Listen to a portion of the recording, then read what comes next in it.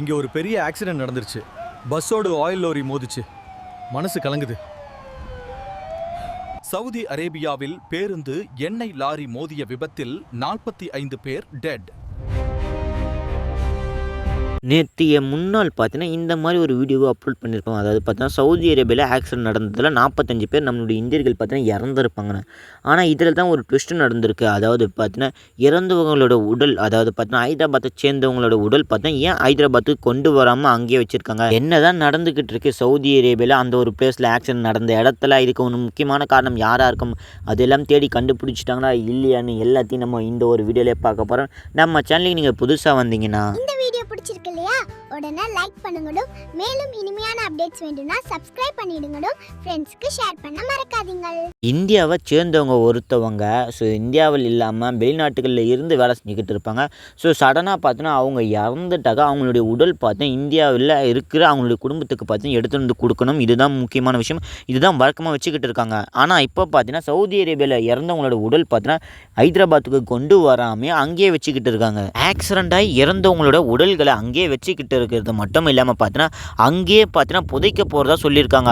அப்போ என்னதான் நடந்துக்கிட்டு இருக்காங்க? தெலுங்கானா மாநிலம் ஹைதராபாத்தில் இருக்கிற மல்லோபள்ளி, பஜார் காட், ஆசிப் நகர் இந்த மாதிரி இடத்துல இருந்து 54 பேர் பார்த்தா நவம்பர் 9ஆம் தேதியிலிருந்து 23ஆம் தேதி வரைக்கும் ஹாஜ் யாத்திரைக்கு பார்த்தா சவுதி அரேபியாவுக்கு போயிருக்காங்க. இவங்க சவுதி அரேபியாவில் இருந்து மெக்லாவில் இருந்து மதினாவுக்கு பஸ்ஸில் போயிருக்கிறதா பார்த்தா சொல்லியிருக்காங்க. அந்த ஒரு பஸ்ஸு பார்த்தீங்கன்னா மொத்தம் 54 பேரில் பார்த்தீங்கன்னா 46 பேர் பார்த்தீங்கன்னா இந்த ஒரு பஸ்ஸில் பயணிச்சதாகவும் சொல்கிறாங்க. 4 பேர் மெக்லாவில் அந்த ஒரு பிளேஸ்லேயே பார்த்தா தங்கிட்டு இருக்காங்க. இன்னும் 4 பேர் பார்த்தீங்கன்னா பஸ்ஸு இல்லாமல் இருந்துட்டு இருக்காங்க. ஏன்னா 54 பேர் தானே.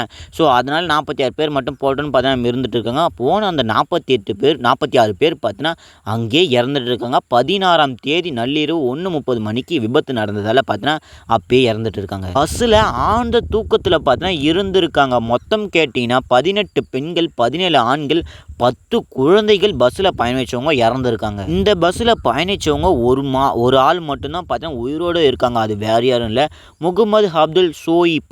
இவங்க பார்த்தீங்கன்னா 24 வயசாகுது. இவங்க மட்டும்தான் உயிர் தப்பிச்சிருக்காங்க. இவங்க எப்படி தப்பிச்சிருப்பாங்க? மற்றவங்க எல்லாம் இறந்துருக்காங்க. இவங்க எப்படி தப்பிக்கிறதுக்கு காரணமாக இருக்குன்னு கேட்டிங்கன்னா டிரைவரோட கேபினில் இவங்க தங்கியிருக்கிறதா பார்த்தா சொல்கிறாங்க. விபத்து நடந்த போது பார்த்தீங்கன்னா இவங்க ஜன்னலை உடச்சிக்கிட்டு வெளியே குதிச்சிருக்கிறதாகவும் சொல்லியிருக்காரு. அதனால் என்ன பண்ணிட்டாங்கன்னா இறந்தவங்களோட உடல்கள் பார்த்தா கருகி இருக்குது ரொம்பவுமே. ஏன்னா எரிஞ்சிடுச்சுல. அதனால் பார்த்தீங்கன்னா இந்தியாவுக்குலாம் கொண்டு வர முடியாது இப்போ இருக்கிற சுச்சுவேஷன் கேட்ட மாதிரி. அதனால் நாங்கள் இங்கே சவுதி அரேபியாவிலே பார்த்தா நாங்கள் புதைக்க போகிறோம்னு பார்த்தா சொல்லிக்கிட்டு வராங்க. அதாவது என்னென்னா சவுதி அரேபியா கொடுக்கறதுக்கு ஒரு முக்கியமான காரணம் என்னென்னா இங்கிருந்து நம்மளுடைய இந்தியாவிலிருந்து இந்த ஒரு ஹாஜ் யாத்திரைக்கு போனாங்கன்னா ஒரு அக்ரிமெண்ட்டில் சைன் பண்ணணுமா. அது என்னென்னு நான் உங்களுக்கு சொல்கிறேன். ஹாஜ் அல்லது உம்ரா செல்லும் இஸ்லாமியர்கள் பார்த்தீங்கன்னா முன்கூட்டியே ஒரு கையெழுப்பு பார்த்தீங்கன்னா வாங்கியிருப்பாங்க, ஒரு அக்ரிமெண்ட். ஹாஜ் உம்ரா செல்லும் இஸ்லாமியர்கள் மெக்கா, மதினா அல்லது சவுதி அரேபியாவில் எதனா ஒரு இடத்துல இறந்துட்டாக்கா அங்கேயே அடக்கம் செய்யணும்.